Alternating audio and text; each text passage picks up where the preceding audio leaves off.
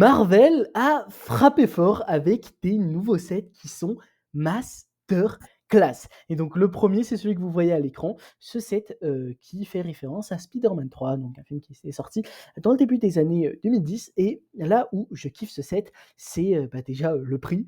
Il coûte 25 €, donc c'est vraiment pas cher. Et, et du coup, les figurines, on va pas se mentir, elles sont, banger. Moi, en mode pour 25 €, j'achète. Tu vois? Genre même tu mets juste les 3 figurines, pour 25 €, j'achète ce set. Pourquoi? Parce que le Venom, on va pas se mentir, il est très, très bien travaillé. On a vraiment un souci du détail. Le visage, il est très bien fait.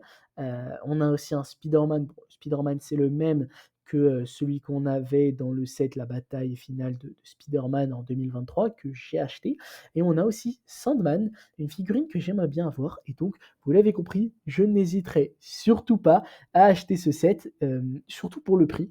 Donc c'est un set que je conseille fortement. Ensuite, on a ce set, donc ça c'est un set un peu plus enfantin, mais quand même un bon set, parce qu'il a une figurine assez stylée, c'est le Venomized Wolverine. Moi qui, dernièrement n'étais pas le plus grand fan des Venomized Green Goblin, des Venomized Iron Man, je sais pas quoi, mais là je trouve que le Venomized Wolverine, ça match trop bien, et du coup c'est juste trop stylé. Donc il y a moyen que ou, j'achète le set ou, juste la figurine que je trouve on va assez stylé, voilà, c'est juste banger, quoi.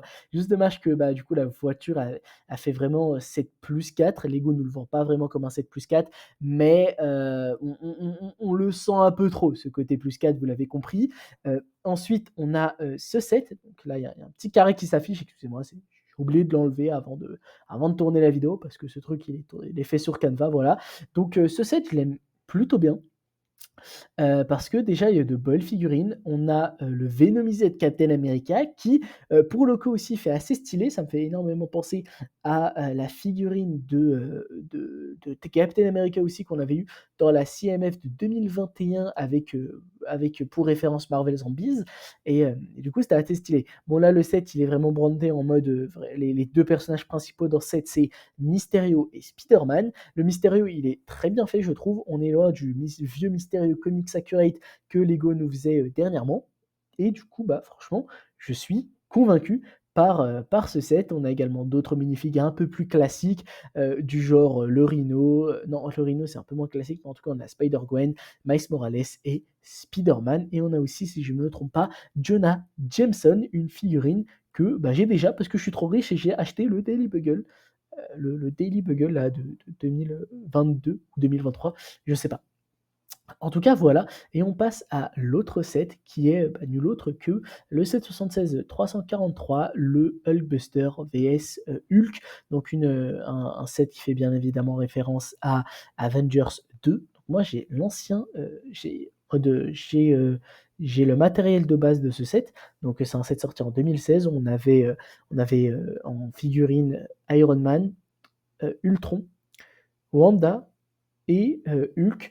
Et un set, du coup, on avait plus de figurines, une Hulkbuster quasi identique et plus de construction pour un set qui coûte moins cher, parce que ce set, voilà, il tourne dans les alentours de 40-50 € là où l'ancien, il coûtait à peu près 30 €. Donc malheureusement, on a toujours ce petit problème de prix chez Lego Marvel, mais on va dire que c'est pardonnable vu, la qualité du set. Voilà, ils ont fait l'effort de, nous refaire un Hulk, donc ils nous ont réimprimé une nouvelle tête avec des yeux méga ZRF, tout ça, et on a aussi une belle construction, on va pas se mentir, donc why not, même si le prix, il a un peu abusé. Et enfin, on a le set qui a tout le monde mis d'accord, donc c'est ce Iron Man que je trouve archi stylé.